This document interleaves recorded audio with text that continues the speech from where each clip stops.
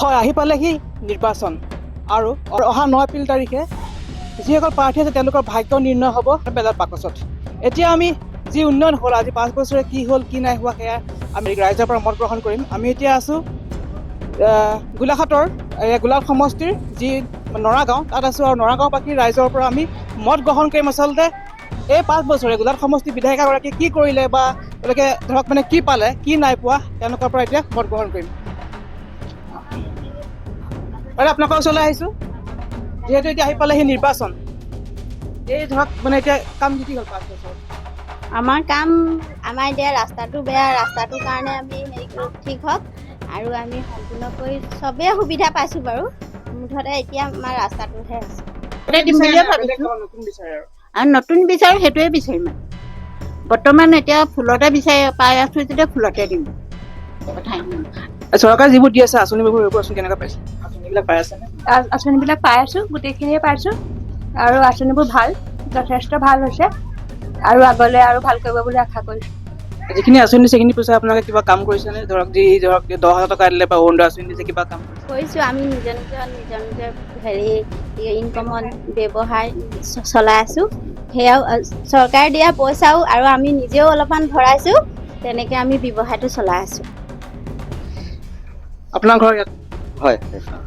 এতিয়া আকৌ আহিছে নিৰ্বাচন, অহা 9 এপ্ৰিলত নিৰ্বাচন হ'ব। এইবাৰ আপোনালোকৰ ইয়াত মানে কি চলি আছে হাৱাত? হাৱাটো বৰ্তমান এইবাৰ বুলি নহয়, বাইদেউ আমাৰ গোলাঘাটৰ কাৰণে এটা সম্পদ।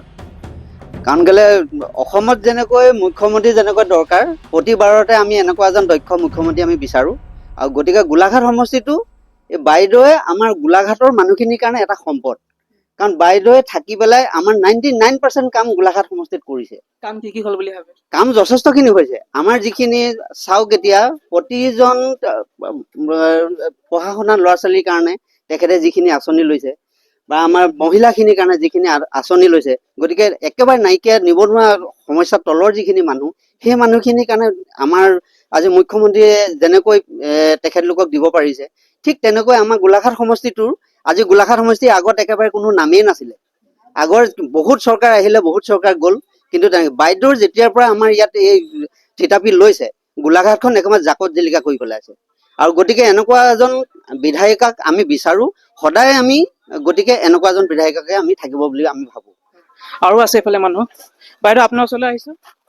চৰকাৰে যিবোৰ আঁচনি দিছে আঁচনিবোৰ আপোনালোকে হেৰি কৰি লাভ কৰিছেনে? লাভ কৰিছোঁ। যি ধৰক 10,000 টকা বা অৰুণোদয় আঁচনি যি দিছে পাইছোঁ। তেওঁলোকে কিবা কাম কৰিছেনে? কাম কৰা হৈছে।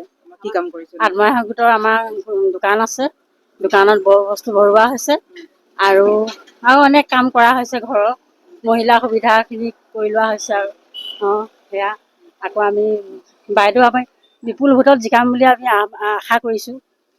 আৰু আমাৰ মুখ্যমন্ত্ৰী ডাঙৰীয়া আমাৰ তেখেতে বহুতখিনি কৰিছে, হ'লেও আমাৰ এই ৰাস্তা পদূলিবোৰ আৰু অলপ ভাল কৰিব লাগে। হয় হয়, আমাৰ ৰাস্তা পদূলি বহুত বেয়া হৈছে। বেয়া মানে অকণমান আগলৈ গ'লে আপুনি দেখিব গোটেই হেৰি পুখুৰীৰ নিচিনা হৈছে। দুখনকৈ স্কুল আছে আগত, দুটাকৈ অফিচ আছে। গতিকে আমাৰ ৰাস্তাটো অকণমান চকু দিব বুলি আশা কৰিছোঁ মই মুখ্যমন্ত্ৰী ডাঙৰীয়াক। আপোনাৰ ওচৰলৈ আহিছোঁ। এইবাৰ নিৰ্বাচনী হাৱা কি চলি আছে এইফালে? আমাৰ মানে বিজেপিহে, বিজেপিৰ বাহিৰে অন্য কোনো নাই। কংগ্ৰেছৰ উঠিছে, উঠিছে নে নাই উঠা খবৰ নলওঁ আমি, দৰকাৰো নাই। তাৰমানে এতিয়া আমাৰ বিজেপি কিয়?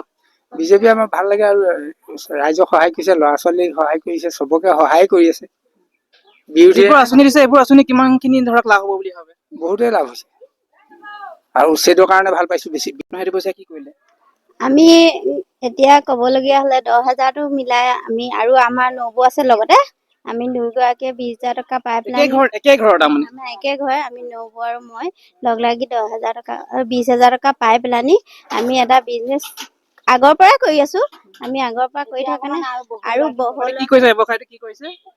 ষ্টীল ফেক্টৰীত আমি খানা দিওঁ, মানে খানা মানে কি চব মানে কেনেকে দিয়ে? পেকিং খানা দিওঁ। আমি পেকিং খানা দিওঁ মানে এটা পেকিঙত 100 টকাকৈ ৰুটি আৰু ভাত অৰ্ডাৰ লওঁ। মানে তেনেকৈ মাহটোত যিমান হয় সেইখিনি আমাৰ বিল আহে, সেইফালৰ পৰা 10,000 টকাটো মিলাই পেলাই আমি সেইখিনি কৰিছোঁ। লাভ কেনেকুৱা হৈছে আপোনালোকৰ ব্যৱসায়টোত? আমাৰ ব্যৱসায়ীটো ঠিকেই লাভ হৈছে। 10,000 টকা খৰচ কৰিলে আমি 30,000 টকা পাওঁ। মানে 10,000 টকা খৰচ কৰি 30,000 টকা পায় মাহটোত মানে লাভটো কিমান হ'ব বুলি ক'ব পাৰি? 20,000 টকা লাভ হয়। 20,000 টকা লাভ হৈছে। 20,000 টকা মাহেকত আমাৰ লাভ। সেয়া সুন্দৰ এটা বাৰ্তা। আচলতে চৰকাৰে যি দিছিলে উদ্যমিতা আঁচনিৰ কাৰণে তেওঁলোকক 10,000 টকা দিছিলে সেই 10,000 টকাৰে খুব ধুনীয়া এটা ব্যৱসায় মানে আদৰ্শ বুলি ক'ব পাৰি আচলতে মহিলাসকলৰ কাৰণে এইটো আপোনালোকে ঘৰ বুলি ক'ত বুলি ক'ব আপোনালোকে যাৰ কি নাম গোলাঘাট কাটকটীয়া নৰাগাঁও পৰে। হয় আৰু এজন ব্যক্তি এইফালৰ পৰা আহি আছে আমি আচলতে তেওঁৰ পৰা জানিব বিচাৰিম দাদা আপোনাৰ ঘৰ ক'ত ঘৰ বেঙেনাখোৱা এইটো গোলাঘাট সমষ্টি হয় সমষ্টি হয়। এতিয়া ধৰক আহিছে নিৰ্বাচন অহা 9 এপ্ৰিলত নিৰ্বাচন এতিয়া কাম কেনেকুৱা দেখিছে গোলাঘাটত কাম প্ৰায় 90% কাম হৈ গৈছে। অজন্তা এবাৰ হাৱাটো কি হৈ আছে গোলাঘাটত হাৱাটোতো বিজেপিয়ে যাব। কিয় বিজেপি কিয় অজন্তা নেওগে গোলাঘাট সমষ্টিত ফু মাৰি ভাত খাব পৰা কৰি থৈছে। 90% কাম সম্পূৰ্ণ হৈছে। 90% কাম সম্পূৰ্ণ হৈছে এতিয়া ধৰক কংগ্ৰেছৰ উঠিছে মানে বিধিপন শইকীয়া এইফালে বাইদেউ এবাৰ আমি মানে শুনিব পাইছো কিছুমান মানুহে কৈছে এবাৰ চেঞ্জ লাগে আমিতো পৰিৱৰ্তন নিবিচাৰো আমি পুনৰ বিজেপিকে বিচাৰো। হয় তেনেকুৱা ধৰক যিবোৰ আঁচনি দি আছে আঁচনিবোৰ কিমানখিনি ধৰক লাভদায়ক হ'ব বুলি ভাবিছে আঁচনিখিনিও প্ৰায় দুখীয়া অৰুণোদয় আঁচনি হওক বা 10,000 কৰি দিছে মহিলাসকলক হয় হয় এইখিনি আঁচনি কিমানখিনি লাভদায়ক কাৰণ চব নিবনুৱা কিছুমান মানুহ আছে হয় নহয় এই মানুহবোৰে 10,000 টকা পালেও কিবা এটা ঘৰুৱা কামত লগাব পাৰিছে অকণমান হ'লেও সকাহ পাইছে তেওঁলোক। হয় বাৰু ঠিক আছে আপুনি আহিব এয়া আছিলে গোলাঘাটৰ আচলতে কাটকটীয়া অঞ্চলৰ লোকৰ মনৰ ভাৱ তেওঁলোকে আকৌ এবাৰ বিচাৰিছে অজন্তা নেওগক আৰু আচলতে ৰাইজে কি বিচাৰিছে আমি সেয়াই দেখুৱাইছো ধন্যবাদ।